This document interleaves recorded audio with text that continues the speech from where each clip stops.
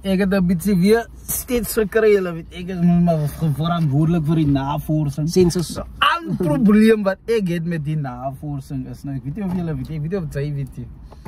Ik denk het was laatst week of laatst vorige week toen daar nieuws, dan is er uitgekomen op E-News of ENCA of whatever. Toen praten hulle reeds over HIV en AIDS, toen praten hulle van 8 miljoen. Nou zijn die hele 8 miljoen ook op Facebook en op TikTok en whatever.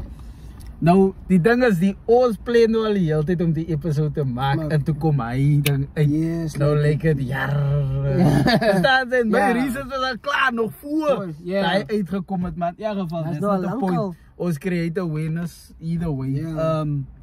Zoals hulle gezegd, approximately 8 miljoen mensen leven met HIV.